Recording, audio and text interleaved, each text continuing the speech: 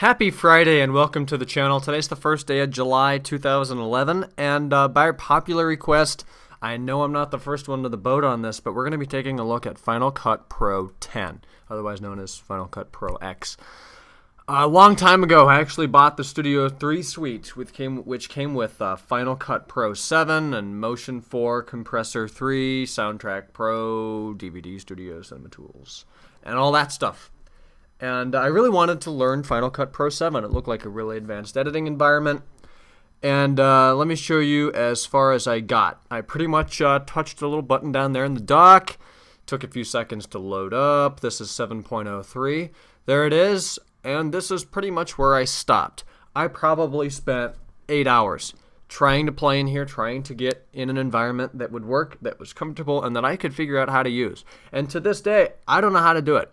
And I know that I am not the only one that has given up or just looked at it and become so overwhelmed with what the hell is this slider thing here? I have no idea. So I quit.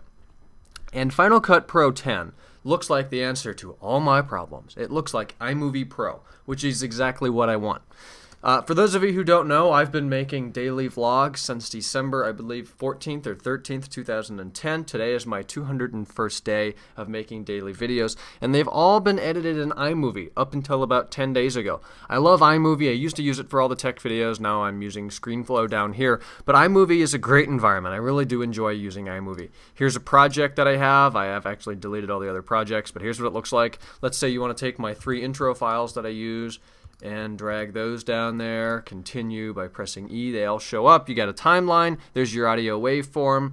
You can make this bigger or smaller depending on how precise you want to be with the editing. You could maybe split the clip there at the playhead or just select things to delete like that. Don't want that clip, delete. It's so easy to do stuff like that. Double click, here's all the properties, speed, reverse, focus, video, audio, and clip options. Awesome environment. I really do love iMovie. However, it's not always the best. You can't always do some of the effects and some of the features that you want. So that's where Final Cut Pro comes in. Final Cut Pro X. I'm going to go ahead and open it. I did buy it. You can see in the App Store that it says installed. Usually when you, if you were to go find a torrent of it and download it, it'll say that it's not installed. So here it is. Here's my vlog yesterday. This is day 200. It looks a lot like iMovie. It's actually an environment that you can open up. If you've ever used any video editing program, you can open it up very intuitively, come in here, and figure out what to do. With Final Cut Pro 7, you needed a book right off the line, even to import footage. You really couldn't figure out how to do it. Maybe I'm stupid. Maybe the 201 days that I have edited or 200 days that I've exported and uploaded were just lucky. But here we are in Final Cut Pro. Up here, you've got your event library. This is pretty basic. I've got 2 libraries. There's one with intro that I use. And here's all the clips and audio tracks and stuff I used from yesterday's video. Down here, here's the project. Pretty straightforward. We'll double click on it to open it. It's not as quickly as iMovie. It's not as fast. I'll throw that out there right now. It uses quite a bit of RAM. If we open up Activity Monitor and we take a look at the most memory, it's actually the kernel. But beside that is Final Cut Pro with 446 meg, and it's not really doing anything. I just opened up a project. It's also very CPU intensive when exporting. Obviously, not right now, but once you export, it is going to suck a lot of power. Some of the features here in Final Cut Pro, you've got background render. If you were to import a whole bunch of footage, it imports in seconds. But then it needs to render it, which is something that Final Cut Pro needed to do too. But here, it'll do it in the background. As you edit or as you just sit there and look at it, it seems to go faster. Obviously, this is done since I made this and exported it and actually uploaded it yesterday. But there's your background render. It gives you a percentage of how much it's done.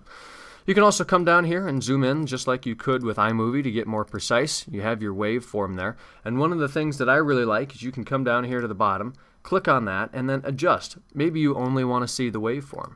Maybe just a little preview, a little bit bigger preview. There's what iMovie looks like. And there's just the whole video, or there's just a bar of what it looks like. So it's really customizable based on how you want to edit and whatever you feel is better. Clip height, you can adjust all this too, depending on how much stuff you've got. Maybe you really need to see what it is if you're going to be doing some fine tuning. But that's your clip appearance right down there. And it's just so easy to adjust all of this. Unlike Final Cut Pro, it's 7 rather. It's just a lot better environment. So this is just an overview. I'm not going to go over every single feature in here because I can't and I don't know them all, and I probably will make a review at some point as I learn more things. There's a lot more video effects here that you can go through. You can also categorize them by audio, like echo levels, modulation, spaces. Over here there's your pictures. You can just come into your iPhoto library and import stuff. Easy. There is audio stuff. You've got a crap ton of audio stuff. Of course, you can go into your iTunes. I noticed that this menu is really slow, as you can feel, but there are literally thousands of soundtracks in there that you can choose from. Transitions. I have a problem with transitions. They overlap, so they ruin the last 2 seconds of clip A and ruin the first 2 seconds of clip B. It sucks. I don't know why. So that's one of the things I hate about this. For example, if I want to put a transition right here, I'll drag it in. And it looks like it didn't even show up. Try that again. There's the plus. It's not showing up. Yeah. I don't know what's going on with the transitions, but there are problems here because it's not showing up. How about we try over here? Put a plus in, go to that gap, and nothing happens. So I don't know what's going on with transitions. There's your text. I mean, all of this is just like iMovie, except they've added a crap ton of different text and whatever they call these things, I guess generators. Some of those look like iMovie. There's your textures. Those are all new. And then you have transitions and text combined, which is kind of cool. But I do notice that a lot of this stuff is very graphics and CPU intensive. So one of the big things, or two of the big things with this application is, one, is it worth it? And two, is my machine powerful enough to run it? Just for the record, this is the mid-2010, or the early 2010 MacBook Pro 13-inch. It's the 2.6 gigahertz. We've got an SSD and 8 gigs of RAM in here, so it should be running pretty well. Export time is about twice the time of the video, which is better than iMovie. And you want to export in H.264. That is one of the big things. I'm actually going to make a video about exporting. Not trying to copy Colt's video, but I am going to make one for my subscribers. I thank you. But that's in the future. Of course, you have your information bar. That's your inspector. Come up here. We'll inspect this clip. You can do effects from here. There's your audio stuff and your info. And then you have, if we were to play this over here on the right, you see that you have a VU monitor. I believe that's what it's called. So you can see it's working in mono audio right now on your left and right channel. You know, conclusions in this little early first look at Final Cut Pro 10. It is an easy environment that you can use and learn quickly to do some really cool and advanced things. Much better than Final Cut Pro. Final Cut Pro 7 took forever to learn how to use and to do something in. Here, it's very intuitive. You get in, you spend a couple days just doing regular stuff, then you can get in and add some really cool features, or really cool effects rather, and really enjoy it. Exporting, we will take a look at that. You've got all your stuff up here. Most of this is able to do down in the actual application, but if you were to share share one of these projects, you could come up here. Why is it not letting me share that? Share export movie, and you want to use export settings as H.264. I'm going to go over, I don't know if I'm going to make a separate video about it, but it's going to give you a summary when you choose H.264 of 903 meg. That's not true. It's about half that. Yesterday's video for me was 450 meg. That's just about half of 900, so that's good. I will say that when you create a new project, you want to, do custom for your audio. Do custom stereo. It's going to be surround as default. You're only going to get one channel audio working with surround. Make sure you do stereo, 48 kilohertz, Apple ProRes 422. Leave the video default unless you want to go in there and change it. I just leave it at default. Just make sure you do stereo, export in 264, you're golden. It's a nice export process. It's easy. It makes a small file. It's H.264. It's a .mov. It's high quality. It's easy to upload. Final Cut Pro 10, I really didn't like it at first because I was having all those audio problems and I hated how the transitions work. So I still do, but you know, we'll learn to work with that. So Final Cut Pro 10, it's $300. If you use iMovie and iMovie's cutting it, don't waste your money.